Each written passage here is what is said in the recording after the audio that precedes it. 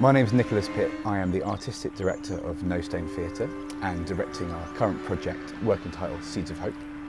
Seeds of Hope is our first project as No Stone Theatre and is based and inspired by a subject which I first discovered a few years ago, which mainly centres around the incredible life and work of a Russian scientist called Nikolai Vavilov, who at the time was one of the world's leading plant geneticists, and he set up the world's first ever seed bank, so a sort of place where we keep the genetic material of all the food that we eat, different types of wheat, maize, etc., to protect us from part of that system going wrong. And the seeds which left my pockets that day, which held the secret of a crop that could have fed millions, were lost in the belly of a dog that would die in less than an hour.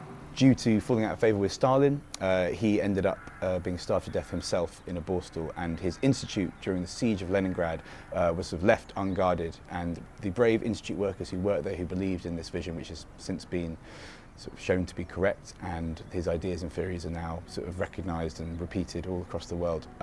They preserved this priceless record of the world's food to the extent where 9 of them themselves died of starvation while protecting edible foodstuffs.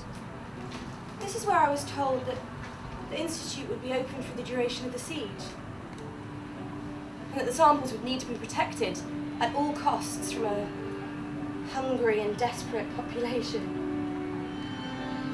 I did protect it.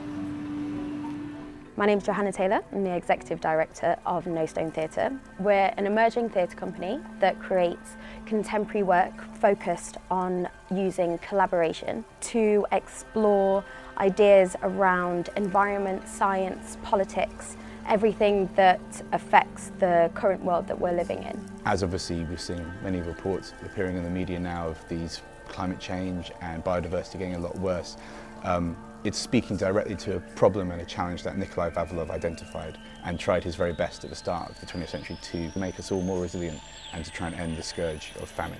This is connected to your view on domesticated plants. My basic idea is that the same species doesn't arise independently, it spreads across the continents. Everybody says that the potato came from America. It's well known that the potato was brought to Russia by Peter I. How do you know? Precise historical documents. The talk here is not about our differences of views, but about your anti-Soviet work.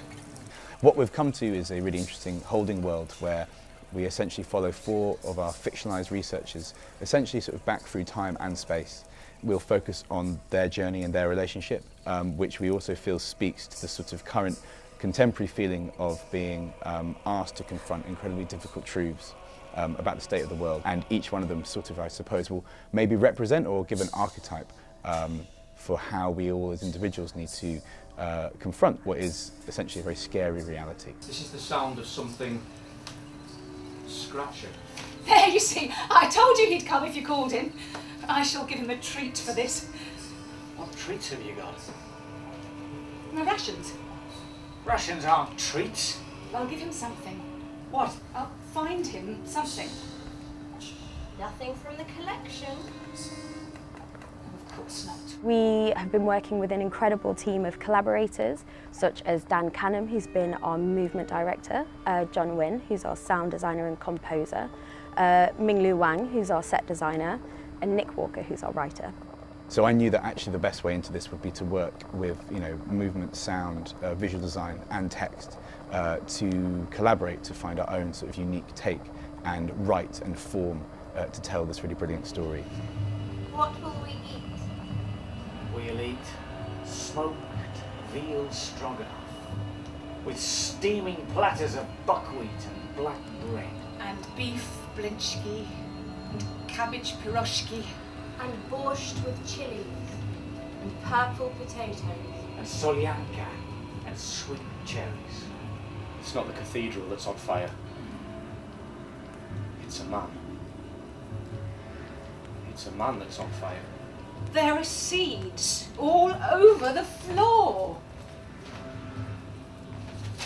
We started a very open-ended process, so I knew that we wanted to tell a story which in some way spoke to this real event about this incredible sort of paradox or sort of juxtaposition of being starving while looking after food, and there being a Noah's Ark-like building in the middle of Leningrad during the siege, which unfortunately I think 700,000 people starved to death during that brutal period of the Second World War.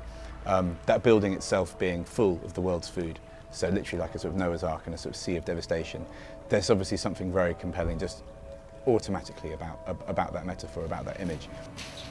This is where Vavilov expressed his firm belief that the diversity of the world's agriculture needed to be preserved for future generations, in case changes in the environment or famine or some other catastrophe wiped out all existing crops and humanity had to start all over again from scratch.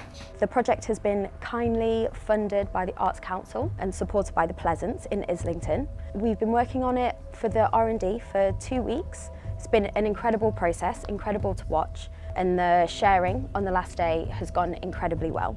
So obviously there's a huge amount there which is highly relevant for a story to be told today, but I needed help, I think, finding those angles and finding that visual and sonic language with a brilliant team of other people to help me do that. We reached out directly to the scientific community and we're indebted to the help of Cami Moss from the London School of Hygiene and Tropical Medicine, who is a food security biodiversity expert, as well as to Professor Cathy Willis, formerly Head of Science at Kew Gardens and Oxford University Principal of St Edmunds College. Both of whom have been invaluable in providing sort of their take on the importance and sort of echoes of Nikolai Vavilov's work. It's at a very, very exciting time for the project and a really, really exciting time for this subject matter, and really hope that you find it interesting. I admit that since 1930 I have been a member of a right-wing anti-Soviet organisation existing in the People's Commissariat of Agriculture of the USSR.